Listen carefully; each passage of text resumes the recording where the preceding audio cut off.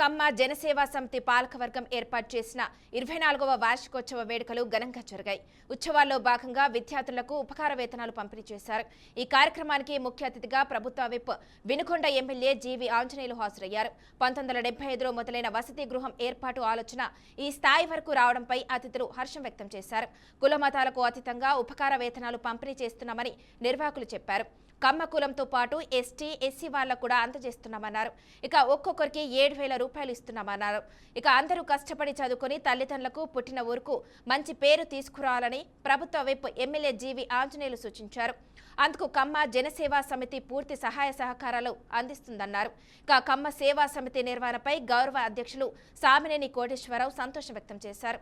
16 ఏళ్లుగా యానాల మురళీకృష్ణ ఈ సేవా సమితికి విశిష్ట సేవలందిస్తున్నారని గుంటూరు కమ్మ సేవా సమితి గౌరవ అధ్యక్షులు సామినేని కోటేశ్వరరావు ప్రశంసించారు. అనంతరం సిల్వర్ మూమెంటోను అందజేసి శాల్వతో సత్కరించారు. ఇక మున్ముందు కూడా ఇదే ఒరవడి కొనసాగించాలని ఆకాంక్షించారు. ఈ కార్యక్రమంలో BRK news adviser Yanala Muralikrishna, Chalapathi కళాశాల అధినేత వైవి ఆంజనేయులు, తిరుమల కళాశాల అధినేత Ravela Satyanarayana, vice chairman Chukkapalli Ramesh, Koteswararao, committee సభ్యులు పాల్గొన్నారు. వేడుకల్లో భాగంగా విద్యార్థులు ఆటపాటలతో అలరించారు.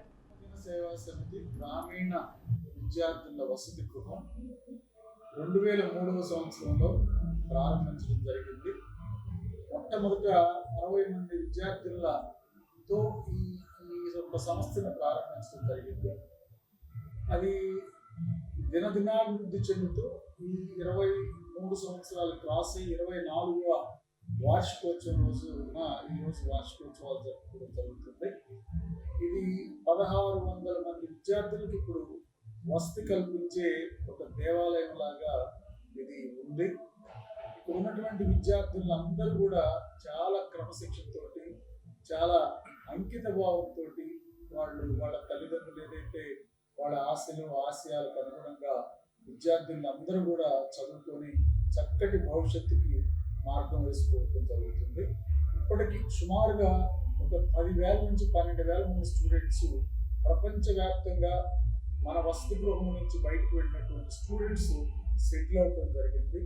వాళ్ళ తల్లిదండ్రులు కూడా చాలా హ్యాపీగా ఉండడం జరుగుతుంది.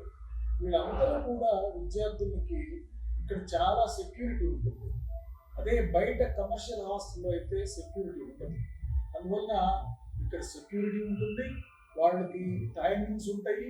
అన్ని విధాల ఇక్కడ కావాల్సిన ఫెసిలిటీస్ అన్ని కూడా లైబ్రరీ కావచ్చు, బుక్ లైబ్రరీ కావచ్చు, డిజిటల్ లైబ్రరీ కావచ్చు, లేకపోతే జిమ్ కావచ్చు, ఇతర సౌకర్యాలు అన్నీ కూడా మాకు ఈ ఇన్ హౌస్లోనే ఉండటం వలన వాళ్ళు ఎక్కడికి బయటకు వెళ్ళాల్సిన అవసరం లేకుండా ఉంది. అట్లనే కాలేజెస్కి వెళ్ళడానికి కూడా రమారవి 40 ఇంజనీరింగ్ కాలేజ్ నుంచి ప్రతిరోజు బస్సులు మా డోర్ స్టెప్కి వచ్చి ఇక్కడ విద్యార్థులను పికప్ చేసుకుని మళ్ళా డోర్ స్టెప్లో తీసుకురావడం జరుగుతుంది. అందువల్ల పిల్లలకి చాలా కన్వీనియంట్గా ఉంటుంది. అంటే తల్లిదండ్రులు కూడా మా పాపని ఇక్కడికి ఈ హాస్టల్లో ఈ సంస్థలో పెట్టడం అంటే వాళ్ళకి ఆల్మోస్ట్ మా పాప రోజు ఇంటికి వచ్చి వెళ్తున్నట్టుగా ఫీల్ అవుతారు. అందువల్ల ఇంకొక ముఖ్యమైన అంశం ఏంటంటే ఈ 23 సంవత్సరాల కాలంలో ఒక చిన్న ఇన్సిడెంట్ కూడా, బ్యాడ్ ఇన్సిడెంట్ అనేది మేము అడగం, చూడలేదు కూడా. ఎందుకంటే ఒక్క ఆడపిల్ల ఉంటేనే మనం ఈరోజు ఎట్లా అమ్మాయి బయటికి వెళ్ళి ఇంటికి భద్రతగా వస్తుందా అని చెప్పి ఎదురు చూడటం జరుగుతుంది. అటువంటి 1600 మంది ఆడపిల్లల్ని గత 20 సంవత్సరాల నుంచి మరి ఏ ఒక్క చిన్న పొరపాటు జరగకుండా మా పిల్లలందరూ కూడా ఫుల్లీ సెక్యూర్డ్గా ఇవాళ ఈ సంస్థలో వాళ్ళందరూ కూడా మంచి భవిష్యత్తుకి తోటి ముందుకు వెళ్ళడం జరుగుతుంది. ఇది ఈ దేవాలయం యొక్క అదృష్టం. ఈ దేవాలయంలో చదువుకునే విద్యార్థుల అదృష్టం, వాళ్ళ తల్లిదండ్రుల అదృష్టం, అట్లే మా పాలక మండలి అదృష్టం.